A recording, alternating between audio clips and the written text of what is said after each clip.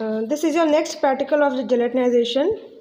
In last practical, we studied about the percent sag of the gel formed using these starches, and in this practical, we will know how various factors affect gelatinization. So we have used the same flour: refined flour, wheat flour, arrowroot flour, corn flour, and rice flour.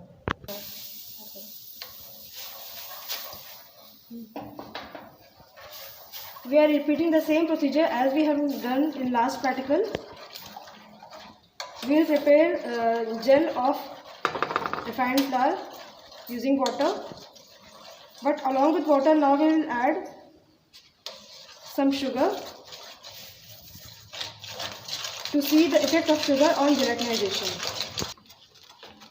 Now you can see after adding sugar, gelatinization has completed.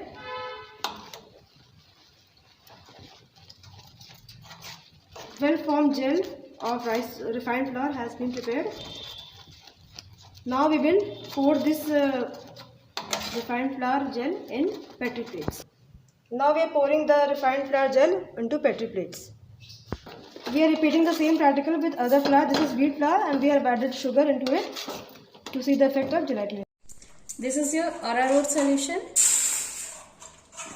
We are doing the gelatinization of this solution. We add sugar in this arrowroot solution to see the effect of this factor. This is your arrowroot gel, and now we will pour it in our petri. This is your arrowroot gel.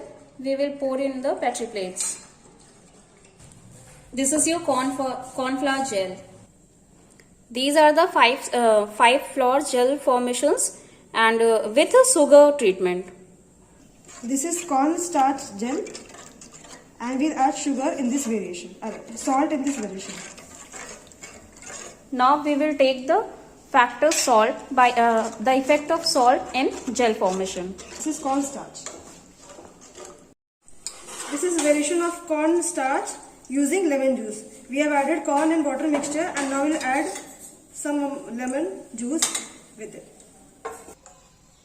This is corn flour mixture with lemon juice. We are pouring it into the petri plate. This is wheat flour.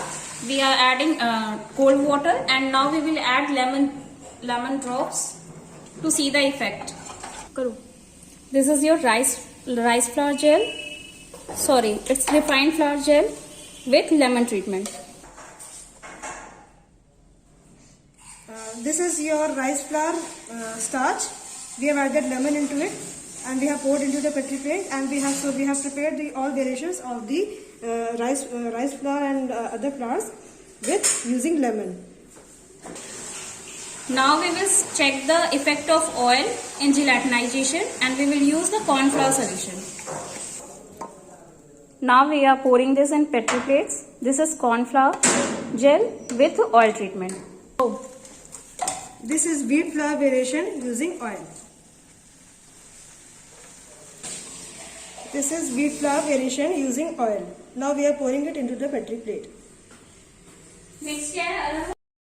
This is salt variation of cornstarch. We have added salt into this cornstarch mixture, and we are pouring this mixture into a petri plate to see its effect on gelatinization.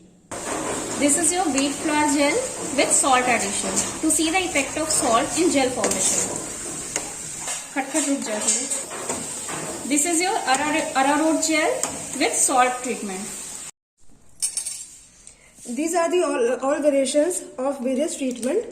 This row is of sugar variation, corn flour, wheat flour, arrowroot, refined flour and rice flour, and this row is of salt variation, and this row is of lemon variation, and this row is of oil variation. We have prepared all variations, and now we have to notice what difference has caused by adding these treatment.